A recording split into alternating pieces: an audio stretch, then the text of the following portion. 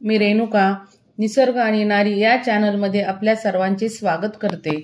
भगवान शंकर आणि माता पार्वती यांच्या लग्नाच्या उत्सवामध्ये महाशिवरात्री हा सण साजरा केला जातो। हिंदू पंचांगानुसार माघ चतुर्दशीला महाशिवरात्री हा सण मोठ्या थाटामाटात सगळीकडे साजरा केला जातो। शिवपुराणानुसार या दिवशी महादेवाची विधिवत पूजा केल्याने तसेच व्रत ठेवल्याने विशेष फळ प्राप्त होते, तसेच सर्व मनोकामना पूर्ण होतात। तर आज आपण या व्हिडिओत महाशिवरात्रीला महादेवाची करावयाची संपूर्ण पूजा, महत्त्व आणि कथा जाणून घेणार आहोत। जर तुम्हाला मी दिलेली ही माहिती आवडत असेल तर लाईक, शेअर व सबस्क्राइब करण्यास विसरू नका। असे सांगितले जाते की सृष्टीचे निर्माते ब्रह्मदेव आणि पालनहार श्री विष्णू यांच्यात श्रेष्ठत्वावरून जोरदार वाद झाला। दोघांचे भांडण सुरू असताना त्यांच्या समोर एक महाकाय अग्निस्तंभ प्रकटला। या अग्निस्तंभाचे तेज पाहून दोघे जण स्तिमित झाले। प्रकटलेल्या अग्निस्तंभाचा शोध घेण्यासाठी विष्णुदेवांनी वराह रूप तर ब्रह्मदेवांनी हंसाचे रूप धारण केले। काही केल्या या दोघांना त्याचा आधी अंत समजेना। अखेर त्या अग्निस्तंभातून शिवशंकर प्रकट झाले। शिवतत्व या दिवशी प्रथम पृथ्वीवर अवतरल्यामुळे हा दिवस महाशिवरात्री म्हणून साजरा केला जाऊ लागला। भारतभर सर्वत्र महाशिवरात्रीला उपवास केला जातो। खरा तर उपवास हा शरीर शुद्धीकरणासाठी व जास्तीत जास्त वेळ देवाचे नामस्मरण घडावे म्हणून केला जातो। उपवासाच्या दिवशी विशिष्ट आहार घेतला जातो। ठराविक प्रमाणात घेतलेला ठराविक आहार शरीरावर विशिष्ट परिणाम करतात, म्हणून शरीर शुद्धीकरणासाठी आणि मन सजग आणि शांत बनते। शांत मनाने केलेली देवाची उपासना अधिक फलप्रद ठरते। या दिवशी काही जण दूध आणि फळे खाऊन उपवास करतात, तर काही जण निर्जली उपवास करतात। थोडीशी फळे आणि पाणी पिऊन उपवास करावा किंवा पचायला हलका आहार घेऊन उपवास केल्याने शरीर सदृढ राहते।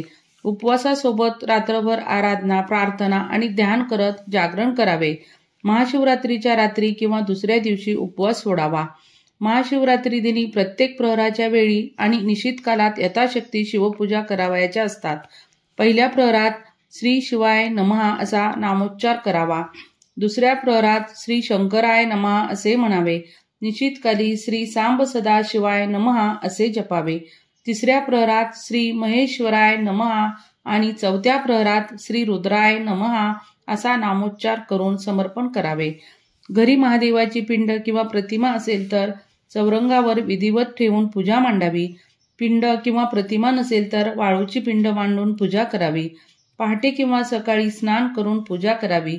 पूजा सामग्रीत अगरबत्ती, कापूर, पांढरी फुले, फळे, दूध, दही, मध, गाईचे तूप, धोत्र्याचे फूल, फळ, बेलपत्र असेल तर शमीपत्र, भस्म, अत्तर, सुपारी अथवा गणपतीची मूर्ती यांचा समावेश असावा। सर्वप्रथम शिवलिंगाजवळ एक दिवा लावून घ्यावा। शिवलिंगाजवळ किंवा ज्या ठिकाणी तुम्ही पूजा करत आहात त्या ठिकाणी सर्वप्रथम गणपती बाप्पाचे स्मरण करावे।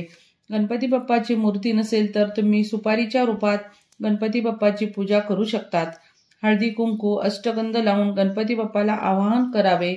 तसेच लाल फूल, दुर्वा, शमीपत्र, नैवेद्य ओम गम गणपते नमः म्हणत अर्पण करावा। नंतर शिवलिंगावर ओम नमः शिवाय म्हणत जल अर्पण करावे। भगवान शिवाचे जलाने अभिषेक करावा। गंगाजल असेल तर ते पण घ्यावे। पंचामृताने शिवलिंगावर अभिषेक करावा। शिवलिंगावर मध अर्पण करणे शुभ मानले जाते।